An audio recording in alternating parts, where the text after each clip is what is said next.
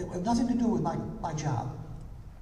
I was also citing scores in my job, which means, obviously, you can see, I set a certain amount of time aside every single day to study. I had to.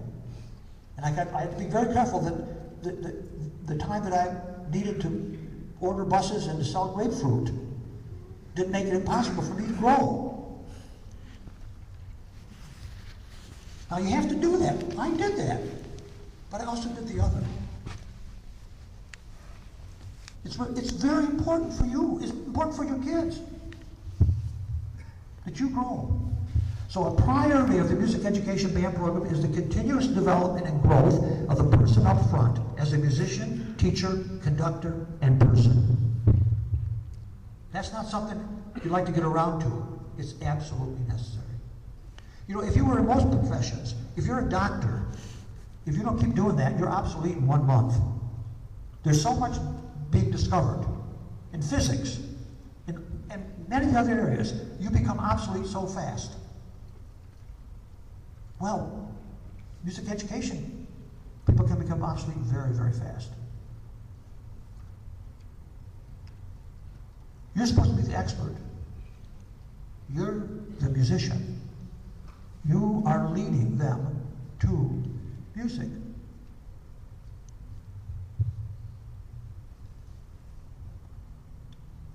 The teacher-conductor has dual responsibilities, that of being a teacher and a conductor. When students play music in large ensembles, they deserve to be led by a conductor, not a teacher. Never act like a conductor when teaching, and never act like a teacher when conducting. The dual roles. In other words, don't count off 1, 2, run, 1, 2, ready, play. Don't ever do that. They don't even have to look at you. Don't tap on the music stand. Don't do a lot of things. And if you step off the stand, you can act a certain way. Then when you get on the stand, you act another way. It's kind of like Clark Kent and Superman. I mean, nobody gets those two guys confused because he goes in the telephone booth and he puts on the uniform. Now he acts like Superman. Then he puts on Clark Kent uniform, he acts like Clark Kent. When you act like a teacher, when you're teaching, act like a teacher. When you conducting, act like a conductor. Notice how your kids, when they go away to All-State or Honor Band, and they play for a wonderful conductor, how they come home all excited. It's a very different experience than playing for a teacher. Or for a teacher. Teachers are very important people. In fact, I would say this. You got to work at being a great teacher before you can even think about being a conductor. And until your kids can play, you can't conduct. All you can do is drill. So teaching is number one. Number one, teaching.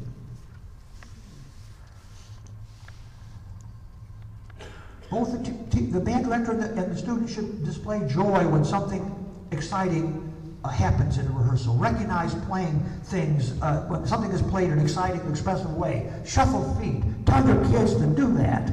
I mean, appreciate each other. Show each other that you appreciate. Ask your kids to play that phrase and show me how you feel about it.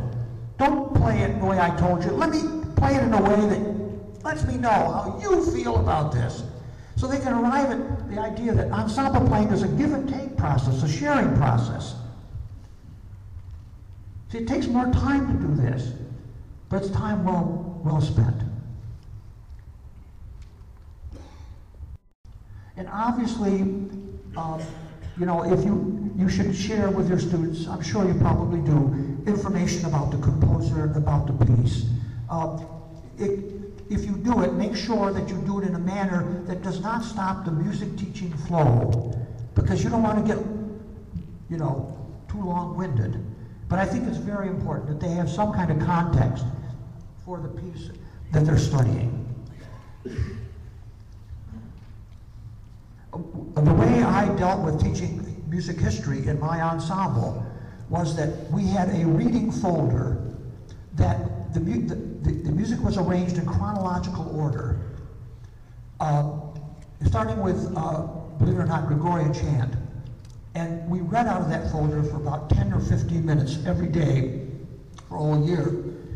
And in the corridor leading down to the band room, I made it into an art gallery so that there was a revolving series of prints that would match the music, the style of the music they were reading with art from that period.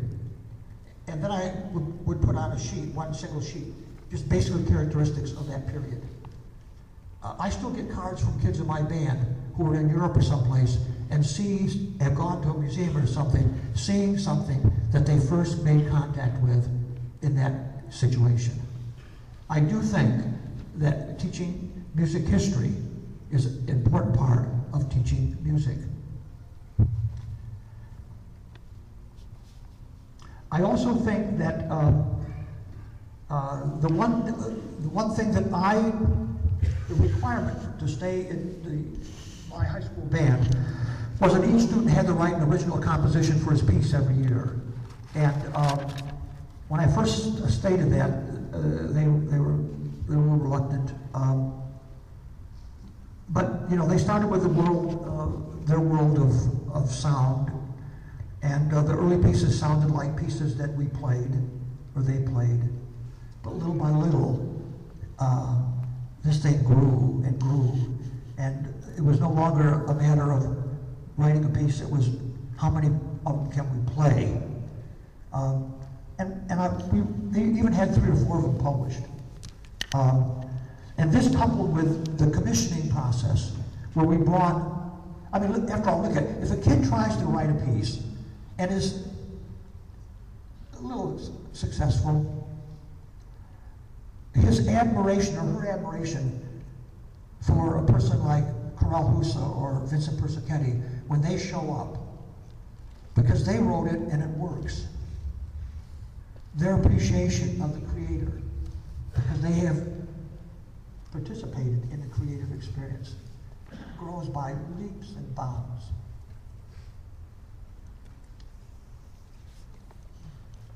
Now, we come to, if I only had less rehearsal time.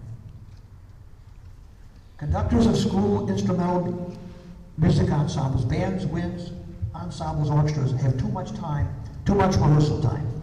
Unlike professional situations in which a conductor must be well prepared and very efficient, school ensemble conductors are often not thoroughly prepared when they start rehearsals.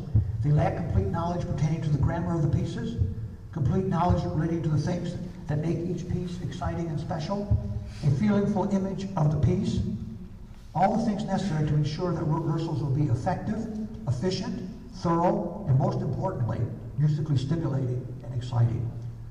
Ideally, there are 3 stages to concert preparation: reading, rehearsing, refining. School ensemble tends to slow down its musical metabolism to match the time span allowed to prepare for a concert. During the first rehearsal or 2, the students are hopefully excited by the new sounds and music. Then comes a long period of going over and over their parts. This is often boring with lots of drilling and repetition. The rehearsal room becomes a drill hall environment. Progress is slow and rehearsals drag. Then comes stage 3, the week before the concert, excitement mounts. It's desperation time. Got to get that passage licked, put on the pressure, get angry. Why haven't they practiced at home? Miracles, of course, do happen. Somehow the pieces come together at the dress rehearsal and the concert comes off fairly well. At which point, conductors have been known to remark, if we just had 1 or 2 more rehearsals.